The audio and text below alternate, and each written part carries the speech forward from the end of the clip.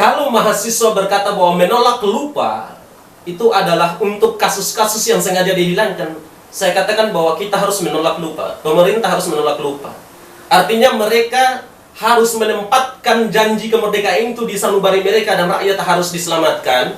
Kedua, mereka ingat bahwa sesungguhnya maut itu adalah hak, bahwa semua orang pasti akan mati. Kullu nafsin za'iqatul maut.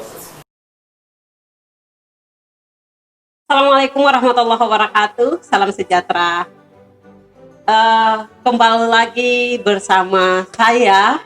Kita masih dengan wacana-wacana ilmiah dan masih seputaran dengan Undang-Undang Omnibus Law Cipta Kerja.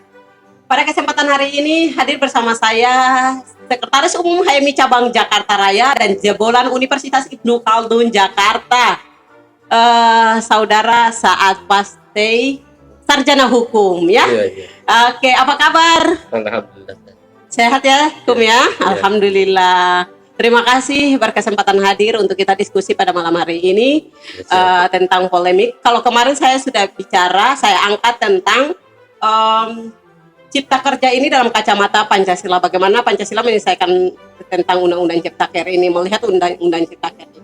Pada malam hari ini kita akan berbicara tentang polemik dan pembungkaman tentang gerakan mahasiswa.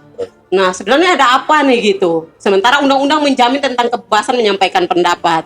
Yang pertama, Sekum, bagaimana pandangan Sekum tentang polemik Undang-Undang Omnibus Law Cipta Kerja ini? Assalamualaikum warahmatullahi wabarakatuh. Waalaikumsalam warahmatullahi wabarakatuh.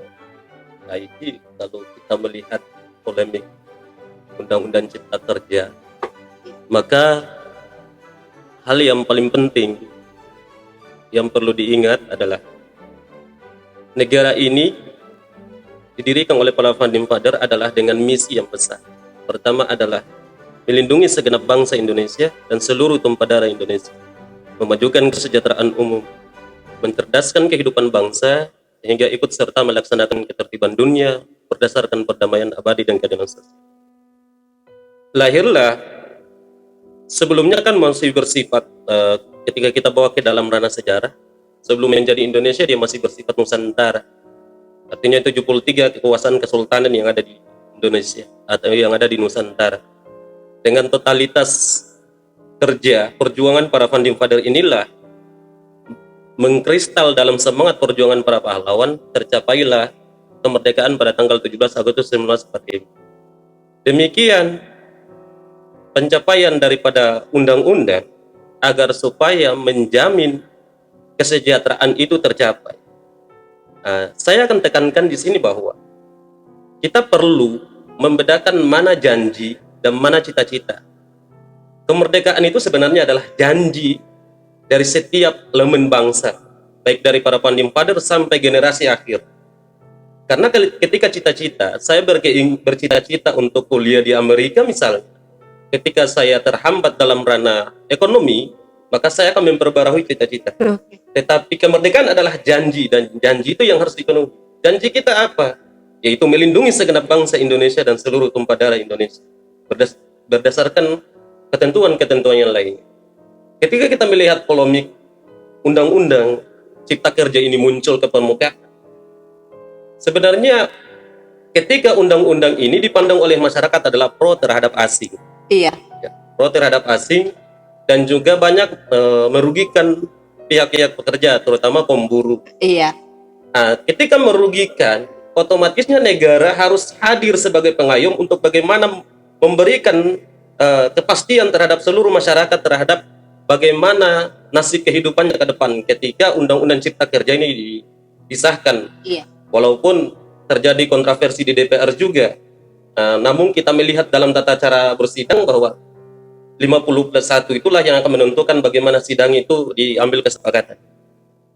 Tetapi ketika polemik ini dimunculkan sampai keluar ke masyarakat, khususnya mahasiswa, kaum buruh dan yang lainnya, otomatisnya ini akan memicu gerakan revolusi, gerakan gelombang daripada mahasiswa, gerakan kaum intelektual, gerakan kaum buruh. Gerakan-gerakan ini tentunya berdasarkan hasil kajian. Iya. Tentunya berdasarkan hasil kajian, di lain sisi bahwa ada pihak-pihak yang menilai bahwa gerakan mahasiswa ini ditunggangi, gerakan mahasiswa ini dipelintir agar supaya bagaimana bisa terjadi indikasi makar terhadap kekuasaan, bisa terjadi pelecehan nama baik kekuasaan. Tapi kalau misalkan saudara memandang sendiri bahwa gerakan ini yang terjadi dari berbagai elemen, baik itu kaum intelektual, kaum buruh, tani, dan lain sebagainya, organisasi-organisasi, pokoknya di seluruh elemen yang ada di seluruh penjuru tanah air, kita lihat bahwa demonstrasi ini bukan saja terjadi di Jakarta, bahwa ini terjadi di berbagai daerah di penjuru tanah air Indonesia. Nah, apakah benar bahwa ketika ada isu yang beredar bahwa para demonstrasi ini ditunggangi gitu? Aksi massa yang sekian banyak ribu gerakan ini ditunggangi. Dalam pandangan saudara sendiri gimana? Oke. Kalau kita melihat bahwa masalah ditunggangi gerakan mahasiswa, artinya ini adalah isu politik yang tampil di permukaan. Iya. Mahasiswa pertama adalah kelompok intelektual yang tentunya ketika bergerak dalam dunia sosial harus diwarnai dengan gerakan-gerakan intelektual. Iya. Nah, kedua, mahasiswa adalah social of control. Ketika pemerintah berada pada taraf dilematis dalam hal bagaimana melihat kesejahteraan rakyat, mahasiswa sebagai garda poros tengah antara pemerintah dengan rakyat harus memberikan isu-isu terbaik, harus mengontrol kebijakan pemerintah agar supaya tercapainya janji kemerdekaan itu. Tetapi kita melihat bahwa ada ditunggangi ini kan hanya cuma sebatas isu, belum bisa seperti halnya Erlangga Hartarto yang berkata bahwa mahasiswa ditunggangi, kan tidak bisa dibuktikan. Ini isu politik.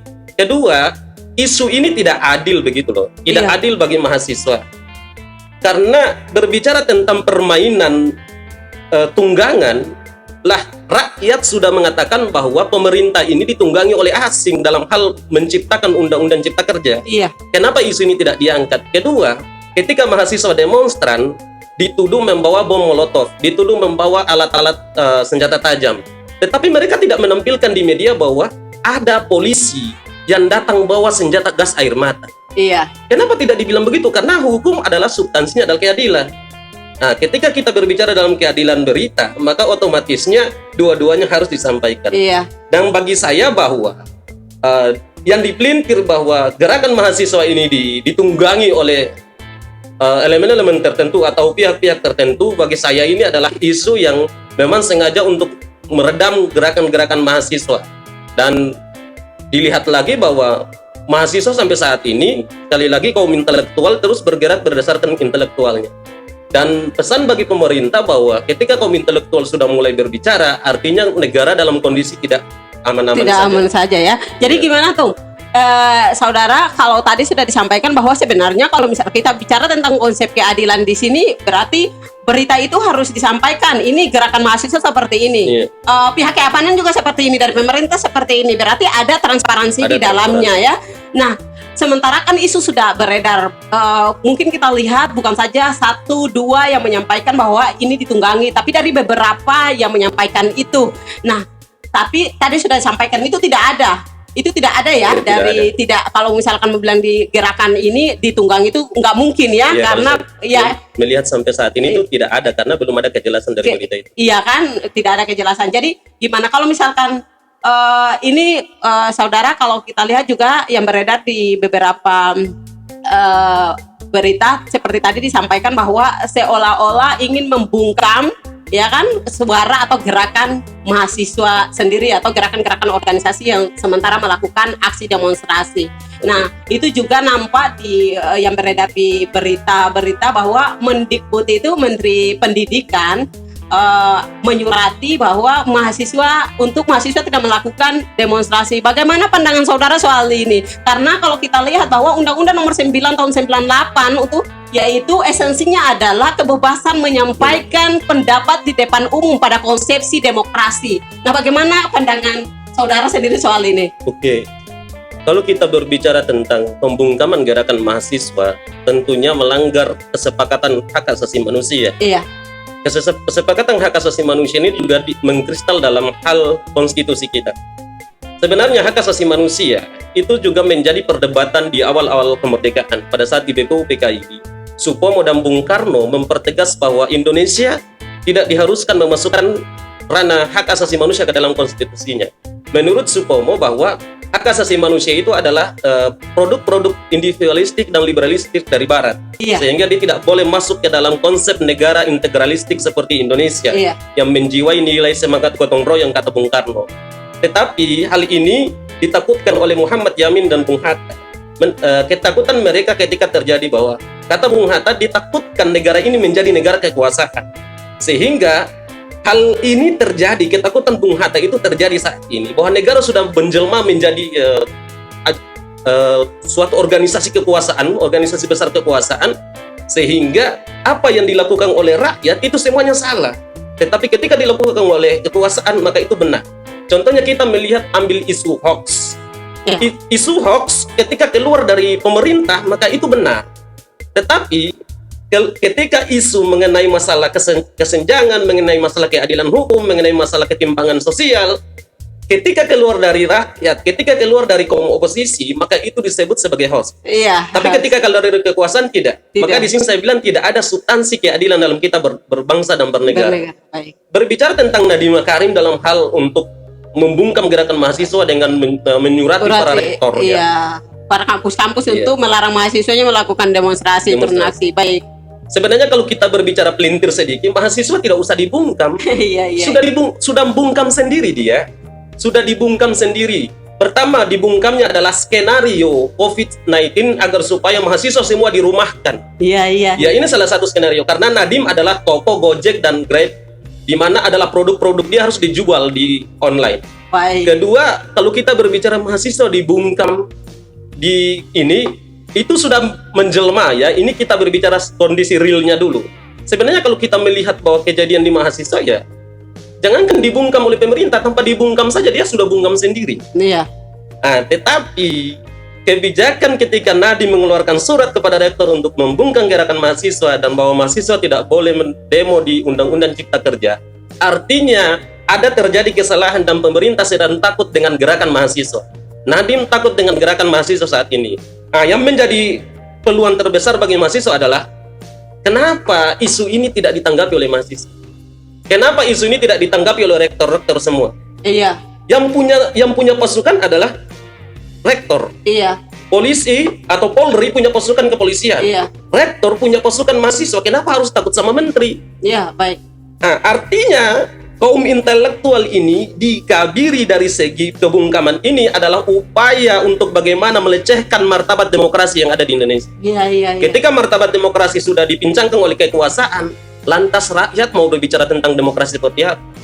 Sampai saat ini demokrasi adalah muncul dari gumam kekuasaan, muncul dari perkataan kekuasaan.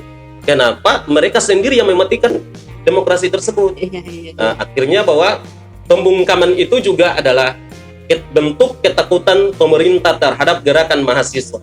Tetapi ketika dihadapi dengan kepala dingin, otomatisnya dihadapi dengan semangat, dihadapi dengan jiwa kepemimpinan, maka otomatisnya mahasiswa juga akan sadar bahwa demonstran itu adalah penyampaian intelektual terhadap kekuasaan, bukan penyampaian kerusuhan terhadap kekuasaan. Sehingga pembakaran, saya juga mensesali tentang pembakaran fasilitas-fasilitas umum yang ada di Jakarta. Tapi katanya itu juga ada beberapa isu yang beredar bahwa mungkin inilah ada sekelompok provokator dan lain sebagainya. Entahlah itu yang beredar karena belum tentu itu adalah masa aksi gitu. Nah, namun kenyataannya dibakar gitu, tapi itu disesali ya. Jangan sampai itu terjadi. Jangan sampai itu terjadi. Baik. Jadi gini, kalau misalkan ini yang terjadi bahwa tindakan daripada Menteri Pendidikan itu Nadiem Makarim sendiri itu salah ya, bahwa memang kebebasan menyampaikan pendapat itu diserahkan sepenuhnya kepada mahasiswa ataupun siapapun bebas gitu. Ketika kita berbicara tentang kesalahan dalam statementnya atau surat peringatan Nadiem Makarim, tentunya itu salah. Karena kesepakatan konstituante, kesepakatan konstitusi itu adalah bagaimana menjamin kebebasan setiap warga negara agar supaya menghindar dari negara kekuasaan, adalah negara itu harus melindungi ya bagaimana kebebasan rakyatnya dalam hal menyampaikan pendapat, berkumpul dan berserikat. Tetapi kita melihat dalam kacamata hukum, Contohnya bahwa negara Indonesia adalah negara kesatuan yang berbentuk republik. Iya. Tentunya final. Iya. Ya. Pasal 1 ayat 2, kedaulatan berada di tangan rakyat. Orang hanya berhenti di sini. Tetapi kedaulatan berada di tangan rakyat dan dilaksanakan menurut aturan undang-undang. Artinya ketika kedaulatan yang tadi bahwa penyampaian pendapat di depan umum, berkumpul, berserikat menjadi kedaulatan rakyat, kedaulatan mahasiswa, ketika bertentangan dengan undang-undang dan bertentangan dengan semangat dan keinginannya kekuasaan, otomatisnya akan digusur. Begitu. Iya. Sehingga saya bilang bahwa demokrasi adalah anak kandung dari kekuasaan. Dia memelihara dengan semangat untuk bagaimana demokrasi ini tumbuh dan menjawab problematika zaman. Tetapi kekuasaan itu sendirilah yang membuat demokrasi menjadi anak yang dikabiri masa depannya. Bukan mahasiswa yang mengkabiri masa depan demokrasi, tapi kekuasaanlah yang mengkabiri masa depan demokrasi. Karena akibat daripada ketakutan terhadap revolusi sosial, akibat ketakutan terhadap pemberontakan terhadap kekuasaan, akibat ketakutan terhadap bagaimana misi-misi PKI dan yang lainnya, maka kekuasaan berubah menjadi negara Indonesia yang tadinya republik berubah menjadi negara kekuasaan dan mengambil hak-hak ini. Tentunya ini sudah terjadi di negara-negara di Eropa, negara-negara di belahan dunia Amerika. Yang pastinya jangan sampai momen-momen daripada Undang-Undang Cipta Kerja ini menjadikan Indonesia turut dalam hal menghadapi negara gagal, Iya. dalam hal menciptakan kesejahteraan, penegakan hukum, dan yang lain. Kedua, kalau kita berbicara tentang mode kampus, Nadiem Makarim ini sebenarnya hadir di dalam kubangan lumpur yang sangat menyedihkan. Wah. Kenapa itu? Di dalam kubangan lumpur yang sangat menyedihkan, artinya bahwa sistem pendidikan kita ini sudah kacau balau. Kacau balau ya. Di sini boleh kita sampaikan bahwa kalaupun Nadiem memberikan solusi dengan online, kuliah online dan yang lainnya, maka Nadiem harus memberikan solusi kesejahteraan bagi rakyat Indonesia. Bagaimana peluangnya seperti ini? Dari satu universitas, minimalnya 1 tahun, kita hitung paling terkecil adalah 100 orang lulus sarjana hukum. Hukum di Indonesia tetap pincang, keadilan tidak ada. Sarjana politik tetap tidak berada pada substansi. Sarjana ekonomi, hutang luar negeri makin menumpuk. Artinya bahwa kurikulum kita tidak bisa menjamin otak rakyat Indonesia, sehingga alibi yang dikeluarkan oleh pemerintah saat ini adalah ekspor tenaga kerja dari luar. Sebab apa? Mereka sudah menciptakan sistem untuk bagaimana mengkabiri akal rakyat Indonesia dengan bagaimana menjamin kebebasan bagi pihak pekerja asing untuk datang ke Indonesia. Artinya bahwa kesejahteraan itu tidak bisa tercapai kalaupun pendidikan rakyat Indonesia itu tidak diformulasikan, tidak diperbaharui agar supaya terjamin janji kemerdekaan seperti tadi, bahwa setiap warga negara itu dilindungi hak berkumpul, berserikat, mengeluarkan pendapat, dan juga warga itu untuk bagaimana mengikuti pendidikan dengan layak. Baik.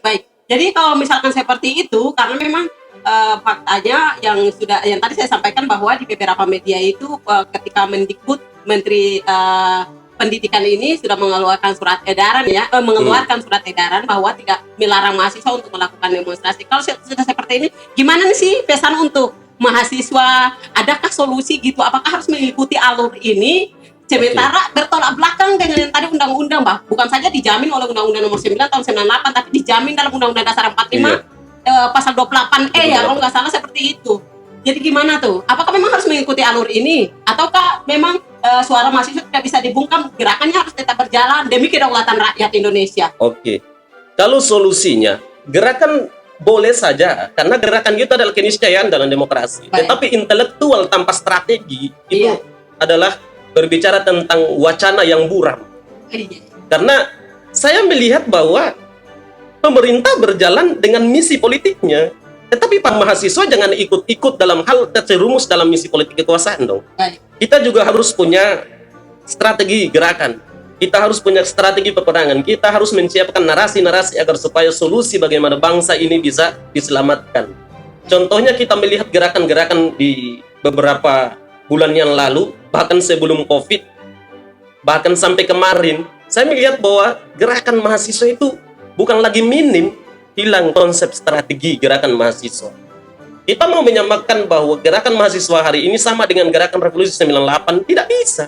Reformasi 98 hadir dengan konsep strategi yang matang. Tetapi hari ini mahasiswa itu tidak hadir dengan konsep strategi yang matang. Artinya apa? Bukan lagi penyampaian aspirasi yang berbasis intelektual dari mahasiswa, tetapi menciptakan kerusuhan. Nah, ini kalau kita berbicara tentang masalah hal yang adil. Sehingga yang harus kita jadikan pedoman untuk melangkah itu pertama adalah mahasiswa harus kembali bersatu. Ruh kampus harus kembali. Kajian-kajian di kampus harus segera dibangkitkan. Kampus harus menjadi wadah intelektual untuk bagaimana menopang keberhasilan mahasiswa agar supaya menyampaikan narasi kemerdekaan selanjutnya. Nah, dan bagi pemerintah tidak usah risau dengan gerakan-gerakan mahasiswa. Artinya ini adalah kehendak demokrasi. Iya. Bahwa bagaimana gerakan mahasiswa itu tidak ada, itu adalah bagaimana tergantung situasi pemerintahan dalam menciptakan stabilitas rakyatnya. Iya. Ketika rakyatnya sejahtera, otomatisnya tidak ada demonstran. Demonstran ya. Iya. Baik. Lalu tentang undang-undang Ciptaker yang dianggap undang-undang cilaka ya, yang beredar adalah undang-undang cilaka. Entah cilaka karena kenapa gitu. Ya filosofinya banyak dimaknai cilaka ini karena dianggap menyusahkan masyarakat. Kalau pandangan ini, apakah memang Ciptaker ini, undang-undang Omnibus Law Cipta Kerja ini, apakah dihapuskan aja mengikuti mandat rakyat, suara rakyat, ataukah memang harus diperbarui, gimana tuh? Kalau pandangan saudara sendiri? Kalau saya melihat, sekali lagi kita harus berada pada konsep akademik yang netral, yang adil. Iya. Bahwa ini sudah ada. Iya. Pemerintah tinggal transparan dalam hal bagaimana memberikan draft. Ya sudah, mahasiswa, ini draftnya. Kalian silahkan baca jika kalian ngotot. Silahkan baca dan bawa ke MK, Judicial Review. Tetapi konteks politiknya, orang sudah paham. Ketika bawa ke MK, otomatisnya MK itu punya kekuasaan. Lah, hakim MK itu bukan mahasiswa di sana, bukan dosen-dosen mahasiswa, bukan. Iya. Ketika dibawa ke sana, otomatisnya apa? Diperhadapkan pada situasi politik yang pincang, itulah kepentingan rakyat pasti termarginal. Baik. Nah, apa yang harus menjadi sorotan saat ini? Oke, judicial review itu harus ditempuh oleh mahasiswa. Undang-undang cilaka, kita belum tentu mengetahui kecelakaan. Pastinya, seburuk-buruknya kekuasaan kalau kita pandang hari ini, ya walaupun dari sisi lain tidak ada keburukannya. Iya. Pasti menyisipkan harapan bagi kebangkitan rakyat Indonesia, kesejahteraan bagi rakyat Indonesia. Tidak mungkin Presiden Joko Widodo untuk bagaimana dengan kebijakan politiknya menjerumuskan rakyat Indonesia ke dalam lumpur kehinakan. Pasti ada solusi di balik undang-undang Cipta Kerja ini. Baik. Tetapi hari ini adalah bagaimana kajian-kajian terhadap pasal-pasal yang ada dalam undang-undang Omnibus Law yang dianggap celaka ini, kita bawa ke MK Judicial Review agar supaya tercipta kesepakatan bersama, dan undang-undang ini kita kawal bersama, jangan sampai menjadi bumerang bagi kesejahteraan rakyat dan menjadi alat untuk bagaimana laju perekonomian internasional, korporasi internasional dalam hal menguasai aset atau menguasai sumber daya alam yang ada di Indonesia. Baik, jadi gini, saudara, kalau kita lihat memang pada tanggal 5 Oktober kemarin itu sudah disahkan oleh dalam rapat paripurna ya. Benar kalau disampaikan tadi bahwa kan nggak mungkin suatu negara itu harus menjerumuskan rakyatnya kan secara totalitas, itu nggak mungkin. Pasti memikirkan tentang kepentingan negara. Mungkin saja undang-undang Omnibus Law juga tidak semuanya yang di dalam tertera dalam pasal-pasal yang tertera dalam undang-undang ini juga keliru gitu atau salah gitu kan. Pasti ada juga yang menguntungkan. Tapi mungkin karena tidak ada transparansi yang diberikan kepada masyarakat ya, akhirnya menimbulkan polemik yang besar ini, dianggap itu undang-undang cilaka. Nah, seperti ini memang kita butuh itu, meskipun tadi sudah disampaikan bahwa meskipun digiring kepada MK, tapi kan ada faktor-faktor politik di dalamnya kan, ada kebijakan politik di dalamnya, karena MK sendiri itu bukan dosennya mahasiswa atau bukan gurunya siswa, bukan independen lah, dia terlahir dari penguasa itu sendiri. Nah, sementara dalam undang-undang ini sudah disahkan oleh DPR dalam paripurna kemarin, tinggal disahkan oleh, katanya belum ditandatangani oleh Pak Presiden sendiri, katanya seperti itu ya. Ya memang kenyataannya seperti itu. Tapi kalau misalkan dari Pak, kan orang hukum nih, saya mau bertanya nih. Kalau misalkan undang-undang ini sudah disahkan dan 30 hari, dalam 30 hari Pak Presiden tidak menandatangani, tetap kan undang-undang ini sah dan itu berlaku gitu. Bagaimana pandangannya? Iya. Secara bagaimana untuk disahkannya undang-undang ini sebenarnya kan disahkan di DPR. Iya. Disahkan di DPR oleh ketukan palu dari DPR sana. Kalau kita melihat tanda tangan ini adalah bagaimana legalitas. Iya. Ya. Tapi secara substansinya bahwa undang-undang ini sudah sah. Walaupun secara lembarannya, secara dibukukannya atau secara halamannya itu berbeda-beda. Ada yang sampai 1000-an lebih, ada sampai 800, ada yang lainnya. Iya. Berbicara masalah kepastian yang ada di tanda tangan Bapak Jokowi, Iya.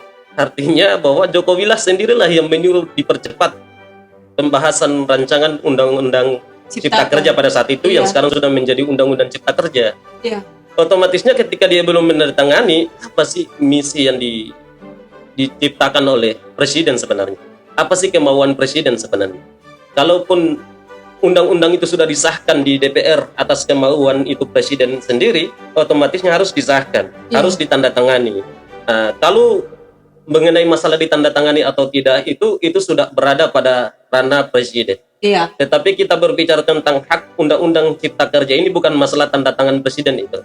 Tetapi kita berbicara mengenai pasal-pasal dan masa depan rakyat Indonesia yang digadaikan di dalam pasal-pasal Omnibus Law itu. Ada pasal-pasal tertentu yang dianggap bahwa menggadaikan rakyat Indonesia ya, dari segi sumber daya manusia maupun sumber daya Sumber daya alam. manusia maupun sumber daya alam. Baik. Lalu langkah apa sih selanjutnya kalau ini dari saudara sendiri, langkah apa yang memang harus diambil? Meskipun tadi sudah disampaikan ketika jalurnya ke MK, Judicial review. judicial review itu ke MK itu sudah dilakukan, tapi memang tidak ada solusi. Apa sih yang harus dilakukan? Iya. Kalau kita berbicara solusi yang dilakukan, kalau judicial review saja itu tidak bisa lagi, maka kita kembali kepada konsep sektor real. Sektor real itu adalah bukan melalui perlawanan. Baik. Saya sedikit berbicara masalah dalam kategori Islam, bahwa ketika kesepakatan itu sudah tidak ada, maka kita kepercayaan terhadap kekuasaan. Masalah dia berbohong atau tidak, urusan dia dengan Tuhan. Baik. Isbiru warabitu, itu begitu, maksudnya begitu. Maksudnya bersabar. Karena tidak ada jalan lagi. Ketika kita serang juga otomatisnya menimbulkan tumbal, ya, menimbulkan petaka. Mahasiswa banyak dipukul sama polisi dengan alasan bahwa korban itu dengan alasan bahwa pasti fasilitas negara dihancurkan. Buset. Jiwa manusia itu juga fasilitas negara. Artinya ketika dia menjadi materi itu juga fasilitas negara, begitu loh. Masa mukul mahasiswa gara-gara dia goyang pagar? Gitu. Enggak, dia main rusuh. Iya, main rusuh. Tugas polisi adalah mengayomi ketika ini orang-orang yang labil.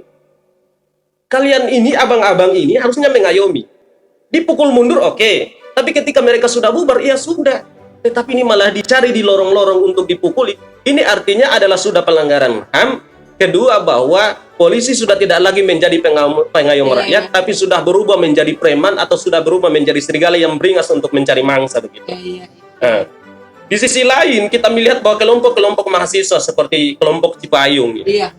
Saya melihat kelompok Cipayung ini berada pada bukan lagi dilematis, dia sudah tenggelam sebenarnya.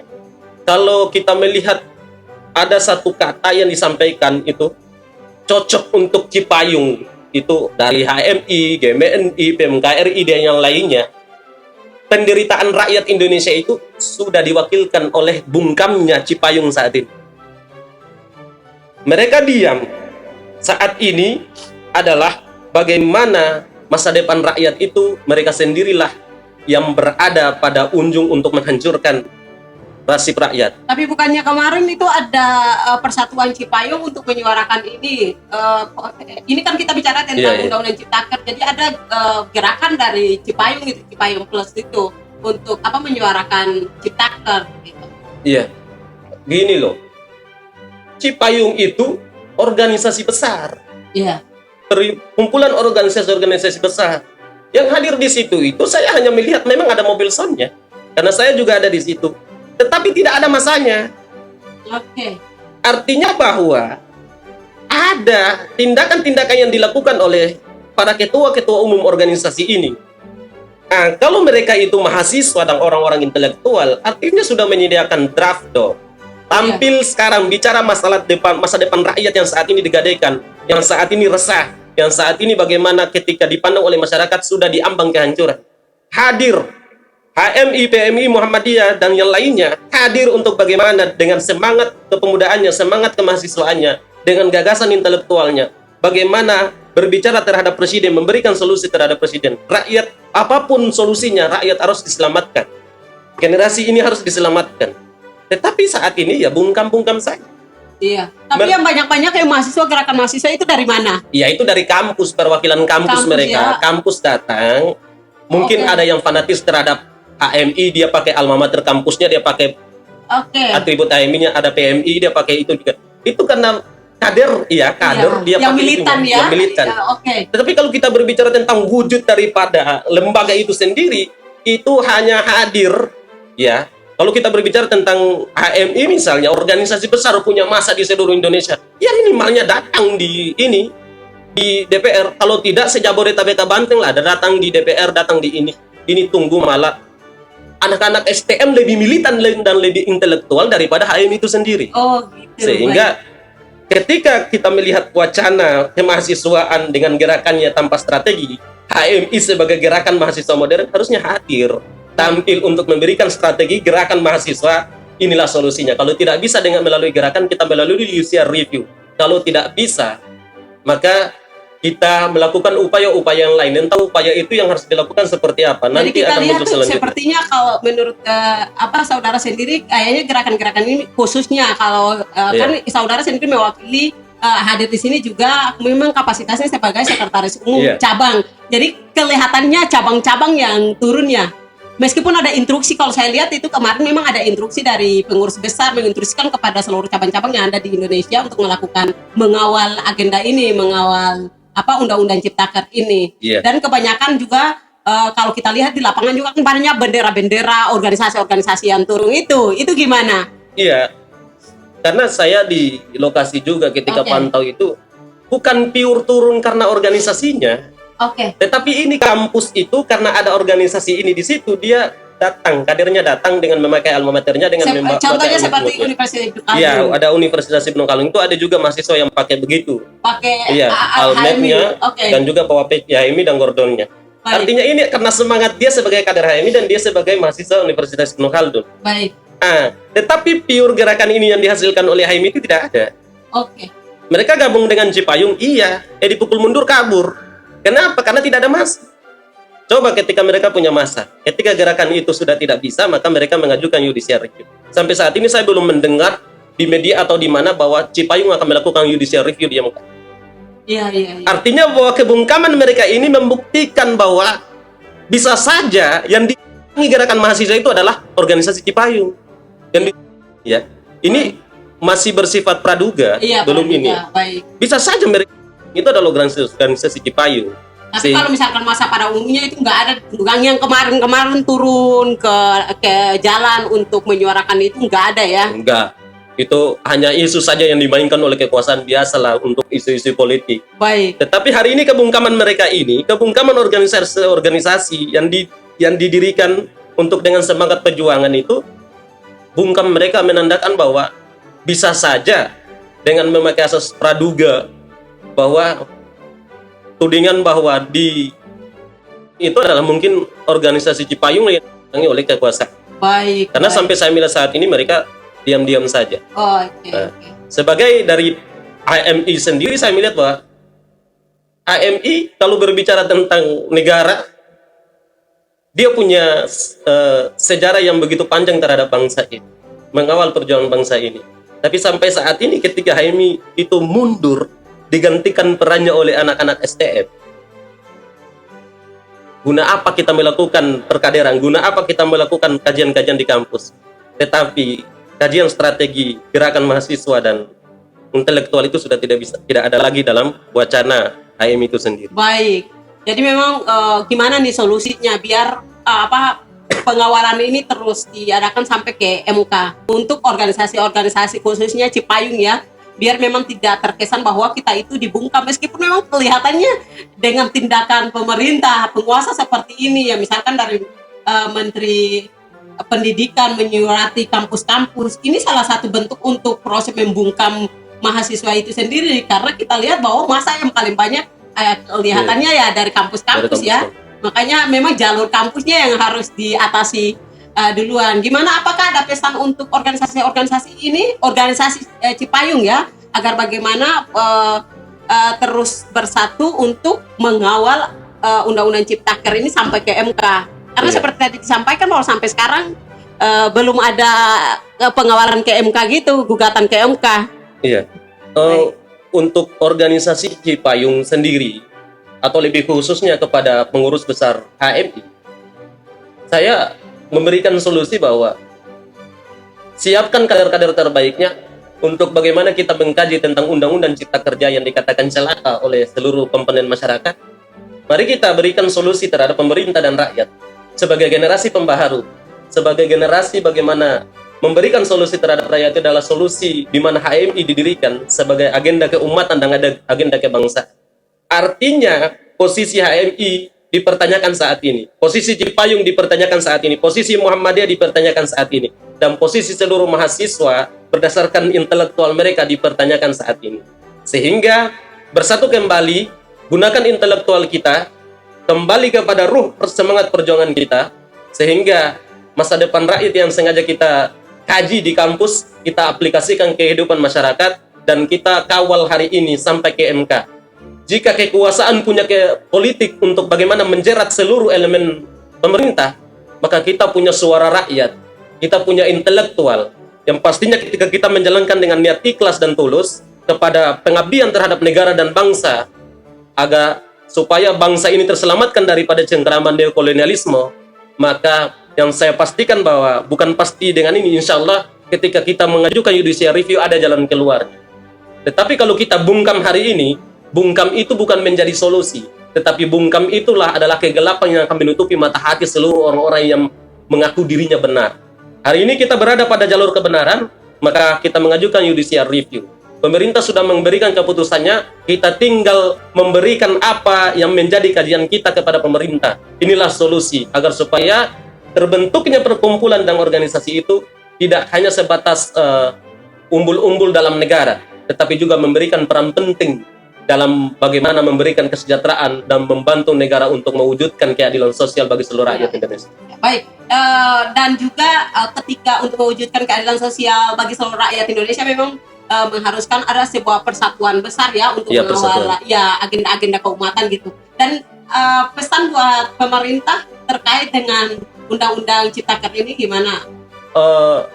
Begini saja, kalau pesan buat pemerintah, saya tidak punya konsep yang begitu matang, tapi saya begini.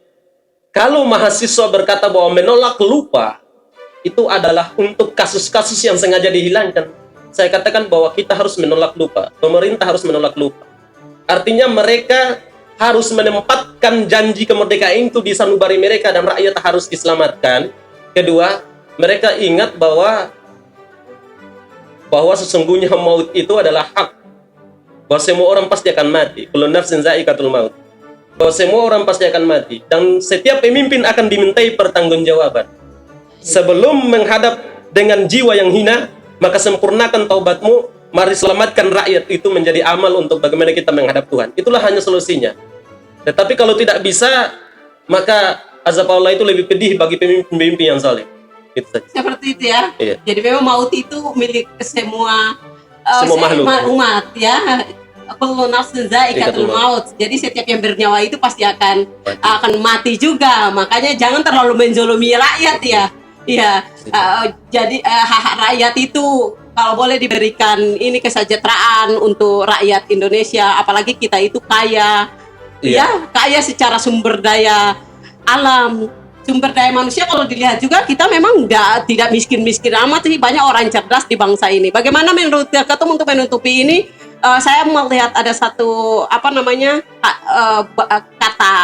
kata bijak lah, kata itu pepatah mengatakan bahwa hancurnya sebuah negara karena bungkamnya orang-orang cerdas. Gimana tuh? Iya. Hancurnya sebuah negara, suatu bangsa karena bungkamnya orang-orang cerdas. Mungkin ada kaitannya dengan tadi. Iya. Bungkamnya orang-orang cerdas itu menandakan bahwa keadilan dan kebenaran itu hanyalah mimpi bagi kaum-kaum intelektual. Memang hancurnya negara karena diamnya orang-orang yang cerdas, Iya. bungkamnya orang-orang yang cerdas. Ya, tugas dan fungsi orang-orang cerdas adalah memberikan intelektualnya, memberikan kecerdasannya bagaimana terwujudnya sosial yang damai, kayak berkeadilan, egaliter, persaudaraan universal dan yang lainnya. Nah, negara ini hancur itu tergantung daripada masa depan pemudanya yang cerdas itu. Tapi kalau mereka diam saat ini, itu membuktikan bahwa negara ini apa yang dikatakan oleh Ibnu Khaldun, kita adalah generasi terakhir. Ibnu Khaldun menggambarkan negara akan hancur dalam umur 120 tahun.